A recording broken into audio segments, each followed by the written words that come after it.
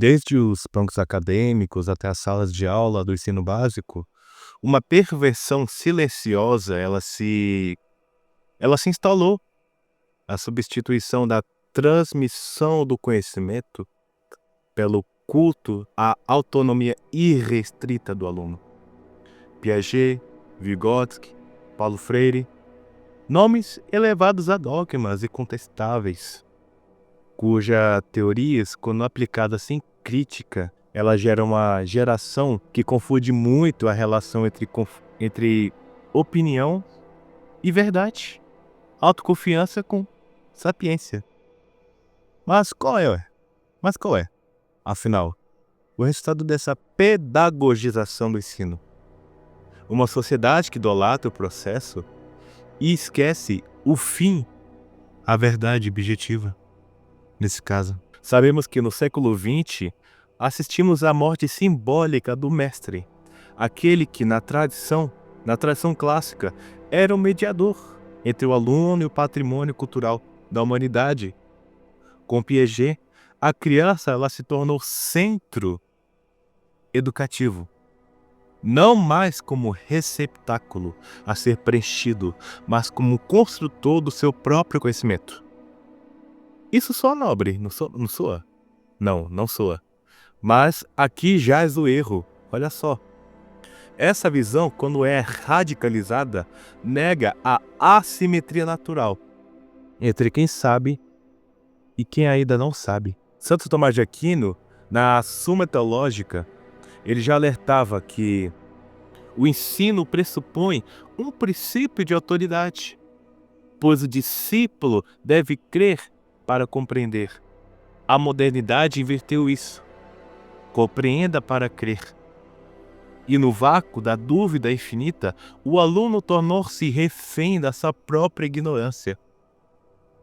Se a gente estudar um pouco de história, basta olhar para o trivium e o quadrivium, métodos medievais, que era usado gramática, lógica, retórica, aritmética, disciplinas que exigiam memorização e repetição, domínio dos fundamentos antes de formar a criatividade. E hoje, sob o mito do aluno protagonista, se aboliu os conteúdos em nome dos métodos. E qual é o resultado disso tudo? Uma geração que debate sem conhecer. Aquela geração que opina sem dominar os fatos. E também temos Vygotsky em sua zona de desenvolvimento proximal. Trouxeram contribuições válidas, mas sua apropriação ideológica criou um monstro. A ideia é que tudo deve ser descoberto pelo aluno, nunca ensinado. Ora, isso ignora o princípio metafísico básico. A realidade é objetiva. O conhecimento, uma adesão à verdade. Platão, no Mênon, mostra Sócrates guiando o escravo à descoberta da geometria. Mas note uma coisa, Sócrates conduz. Já o construtivismo moderno, em sua versão caricata, nega essa condução. Transformou-se a sala num laboratório de subjetivismos, onde 2 mais 2 pode ser 5. Se você sentir que faz sentido. Se você sentir que faz sentido, tá certo. Olha só que absurdo isso. E Paulo Freire, na sua obra Pedagogia do Oprimido. Embora a nobre intenção, mas ela foi reduzida ao método de doutrinação. A leitura de mundo substituiu a leitura de livros. E a conscientização tornou-se mais importante que o domínio da língua, da matemática, da história. E o resultado? Analfabetos funcionais que recitam slogans, frases prontas, mas não conseguem interpretar um texto de 5 linhas. Veja só que absurdo isso. Por isso que gerou analfabetos funcionais. Então, temos aí aquela força, aquilo que eu defendo muito, daquela religião do aprender a aprender. Nós aprendemos a aprender. Pois aqui reside o cerne da questão. A pedagogia moderna secularizou-se e virou religião. E qual é o seu dogma? O processo é mais importante que o conteúdo. E seu rito? Avaliações formativas. E quais são os seus hereges? Os que ousam defender. Eles querem defender hierarquia, disciplina, memorização. Mas a igreja, em sua sabedoria milenar, sempre entendeu que a verdade é recebida, não é inventada. Nos mosteiros medievais, os monges, eles copiavam manuscritos antes de comentá-los, porque eles já sabiam que não se pode construir se antes possuir alicerces. Não se pode construir se antes possuir alicerces. Mas o mundo moderno intoxicado pelo mito do progresso acredita que o novo é sempre melhor. E se esqueceram de Chesterton, dizendo que a tradição é democracia dos mortos. E ao rejeitar os métodos clássicos, a pedagogia atual cortou raízes da árvore do conhecimento. E agora sabemos dos seus frutos podres. Gerações que não sabem pensar, porque nunca lhes foi dado o que pensar. Nunca lhe foi dado o que pensar. Nunca foi dado o que pensar. Se queremos resgatar a educação, precisamos de coragem para dizer que o aluno não é um Deus em construção. É uma alma sedenta de verdade, que deve ser alimentado pelo patrimônio da civilização. Precisamos de mestres, não precisamos de facilitadores. De conteúdos que nós precisamos, não de metodologias vazias. Algo como dizia o C.S. Lewis. A tarefa do educador não é cortar selvas, mas irrigar desertos. E um deserto moderno foi criado por uma pedagogia que trocou o rigor do saber pelo conforto da ignorância. Chegou a hora de plantar mais uma vez. Chegou a hora de plantar mais uma vez. Então, sabemos que da Revolução Francesa até o marxismo cultural, como as ideologias destruíram a educação. Aquela questão, aquela denúncia histórica. Não foi por acaso que a educação ocidental entrou em colapso. Foi por projeto. Por trás de falência pedagógica de hoje. Há séculos de engenharia social, de revoluções sangrentas e de uma guerra silenciosa que é contra a autoridade do conhecimento. Desde os jacobinos até a Revolução Francesa, até Gramsci e a hegemonia cultural. E o objetivo sempre foi mesmo destruir as elites intelectuais para reconstruir a sociedade do zero. E hoje, quando o aluno não sabe quem foi Dom Pedro II, recita Marx. Não sabe quem foi Dom Pedro II, mas ele recita Marx. E é isso, quando o professor chama matemática de opressão colonial, percebemos. Nossa, o plano deu certo, viu? Matemática se tornou uma opressão colonial. Olha só isso. Mas como é que chegamos aqui? A resposta está na história. Não naquela que ensinada nos livros didáticos, preste atenção quando você estiver na escola. Mas foi na história que foi apagada, distorcida, e ela foi reescrita.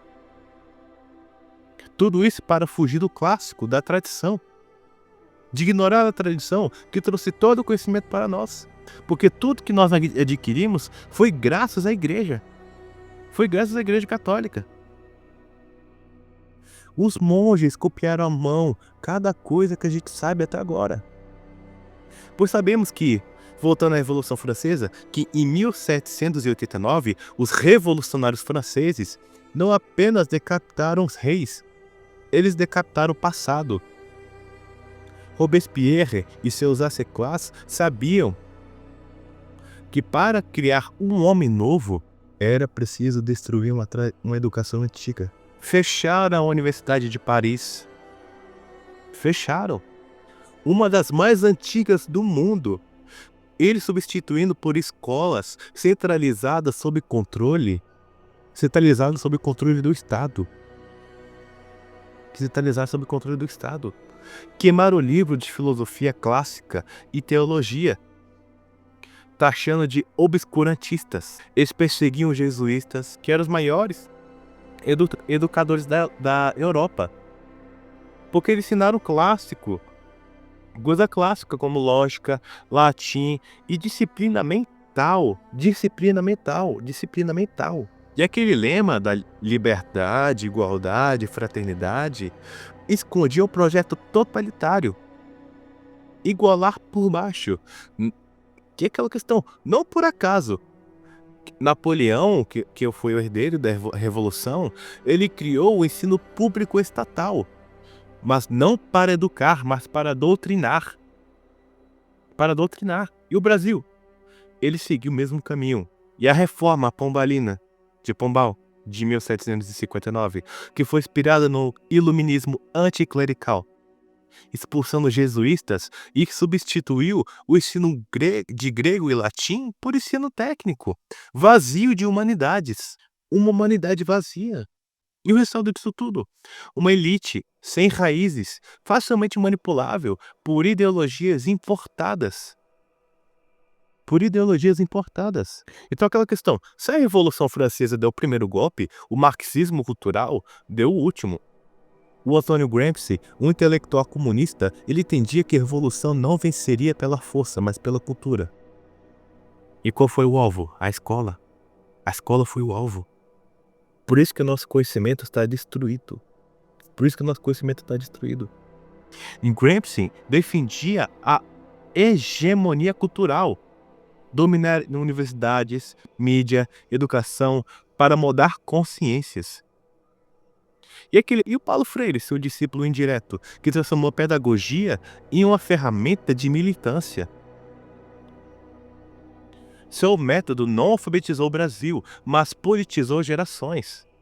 E a escola de Frankfurt, que atacou a família, a religião e a tradição. Hein? Rotulando de opressoras. E o resultado disso tudo? Uma geração que desconstrói William Shakespeare, por machismo, mas não consegue escrever um parágrafo sem erros. Olha só isso. A pessoa que critica Newton por racismo, mas não consegue resolver uma equação simples.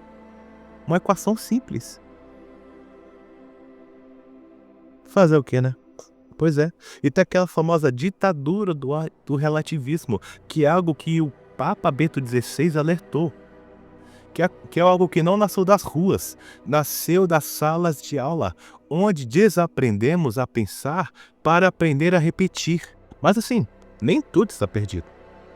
Enquanto o mundo ocidental afoga no niilismo pedagógico, há uma instituição que sempre resistiu à destruição do saber. Sabe quem foi? A Igreja Católica. A Igreja Católica que resistiu a tudo isso. A mesma Igreja Católica que a pedagogia atual está tentando esconder. Está querendo difamar nos livros didáticos, fazendo os professores falarem mal sem saber, sem ter o conhecimento básico e mínimo. As universidades medievais, como Bolonha, Paris, Oxford, nasceram da Igreja para preservar o conhecimento romano e cristão. E os monges copistas, como falei, eles salvaram Aristóteles, salvaram Cícero e Santo Agostinho da barbaridade. E hoje, escolas católicas tradicionais ainda ensinam latim, lógica e filosofia tomista. E enquanto o ensino público produz analfabetos funcionais. Olha só isso. Veja só. E Dom Lefebvre, fundador da Fraternidade de São Pio X, já alertava nos anos 70. A crise da educação é uma crise de fé. Sem Deus, o homem perde o sentido da verdade, da beleza e do dever de conhecer. Entende? Mas há uma esperança. Como disse, sempre há uma esperança. Temos movimentos como homeschooling, que é uma coisa muito bacana, as escolas clássicas cristãs e aquela resistência acadêmica, aquela conservadora, pois elas mostram a que a contra-revolução está em marcha. Ainda há uma resistência, ainda há uma salvação para a nossa educação. Então a educação moderna não está quebrada, está sabotada. Desde a Revolução Francesa até o marxismo cultural, o objetivo nunca foi ensinar. O objetivo deles não foi ensinar, mas o objetivo deles foi controlar. O objetivo deles foi controlar. Mas nós, herdeiros do século de civilização, não podemos cruzar os braços. Não podemos cruzar os braços. Precisamos rejeitar a pedagogia revolucionária. Resgatar o ensino clássico. Gramática, retórica, lógica, entende? Temos que denunciar essa doutrinação ideológica nos livros didáticos e nas universidades. E temos que apoiar alternativas, como escolas católicas tradicionais e o homeschooling, como eu te falei. Olavo de Carvalho já disse, o primeiro passo para vencer uma guerra cultural é entender que você está em uma. Então, a batalha pela educação é a batalha pelo futuro. E a batalha começa agora. Se você preza pelo seu futuro, futuro das suas gerações, das próximas gerações, a batalha começa agora. Entende? E outra, se a gente refletir um pouco na sociedade brasileira, o brasileiro médio ele sonha com 3 coisas: dinheiro no bolso, saúde em dia e liberdade. E essa última, aliás, ela repete como se fosse uma mantra, mas não faz ideia do que significa. Enquanto isso, a educação, o único pilar capaz de garantir tudo isso de forma duradoura, é tratada como se fosse um detalhe, como se fosse um resto. Falamos em liberdade, mas não sabemos ler o contrato. Exigimos saúde, mas não entendemos a ciência. Corremos atrás de dinheiro, mas somos analfabetos financeiros. E como chegamos a essa contradição? A resposta está em uma cultura do imediatismo, é herdeira do populismo e da ignorância planejada. Então o brasileiro ele adora o dinheiro, mas ele odeia a riqueza. Olha só que ironia. Adora o dinheiro, mas odeia a riqueza. Adora o lucro rápido, loterias, jogos, esquema de pirâmides. Mas eles desprezam o trabalho árduo, profissões técnicas. Dizem que são coisa de pobre. Que ser influencer virou meta. Uma meta nacional. Olha só. O trabalho está sendo desvalorizado. Essa população que não estuda finanças. Ou seja, 80% não sabe o que é inflação, mas culpa o governo quando o dólar sobe. Olha só isso. E qual é o resultado? Uma nação de consumidores compulsivos. Não de investidores, mas sim de endividados, não de capitalistas. Como dizia o economista Ludwig, o que diferencia o rico do pobre não é o dinheiro, mas é o conhecimento. É o conhecimento. Então, o brasileiro quer fortuna, mas não quer aprender como ela é construída, pois ele prefere a loteria do que a liberdade financeira. Veja só que absurdo isso. E o brasileiro é hiper preocupado com a saúde, desde que não precisa pensar cientificamente. Gasta fortunas em remédios milagrosos, mas não sabe interpretar um rótulo. Acredita em fake news das medicinas, mas desdenha de vacinas e dados. De dados epidemiológicos. Exige um SUS gratuito, mas não faz ideia de como o sistema de saúde é financiado. Você sabe como o sistema de saúde é financiado? E sabe qual é a ironia disso tudo? Quanto menos educação científica, mais vulnerável a charlatões o povo fica. Olha só. E na Idade Média, acreditava-se em sanguessugas para curar doenças. Olha só. E hoje, acreditamos em cloroquina, chá de boldo e astrologia para uma imunidade. Olha só isso. Ai, meu Deus. E sabe qual é a diferença? É que no passado não tínhamos ciência. E hoje temos, mas preferimos a superstição. Olha só. E outra, o brasileiro repete liberdade como se fosse um papagaio, mas não conhece a Constituição que diz defender. não leu um livro de filosofia política na vida. John Locke, Rousseau, Bastiat, jamais ouvi falar. John Locke, Rousseau até, mas e Bastiat? Já sabe quem é? Eles confundem liberdade com libertinagem. Acham que fazer o que quer é a mesma coisa de não ser escravizado. Como diz o filósofo Rousseau, o povo que só pensa em dinheiro e prazer acaba escravo de quem domina esses prazeres. Já pensou quem é que domina esses seus prazeres? É exatamente isso que acontece. Votamos em populistas que nos dão bolsas em troca de nossa liberdade. Defendemos direitos que nos tornam dependentes do Estado. Acreditamos em discursos vazios porque nunca aprendemos lógica ou história.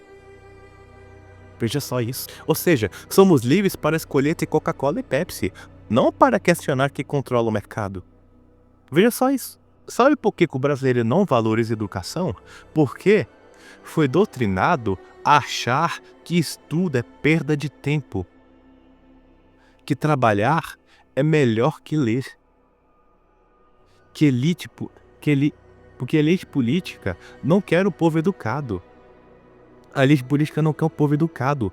O povo que pensa, questiona. E povo que questiona não é manipulado. E a mídia e as redes sociais, eles vendem o mito do sucesso sem esforço. Quem já vê aquela propaganda que fala, seja rico em passos? É uma coisa muito mais atraente do que estude 10 anos para dominar uma profissão. Qual é o resultado disso tudo? Um país onde o professor ganha menos que um motorista de Uber.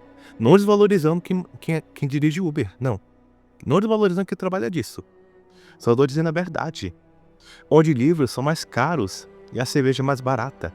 Onde a maioria não lê um livro por ano, mas passa 5 horas por dia assistindo vídeo no TikTok. Nelson Mandela já avisou que a educação é a arma mais poderosa para mudar o mundo. Mas Brasil prefere armas mais imediatas. E o dinheiro fácil, o remédio mágico e o discurso populista. Então, se queremos mudar esse país, precisamos parar de culpar apenas os políticos e olhar para o espelho. E vocês, pais, pare de achar que escola é depósito de criança. Exige o conteúdo, não doutrinação. Jovens, troquem farras por livros. E troquem influências por filósofos. Felicidade instantânea, troque isso por sabedoria duradoura.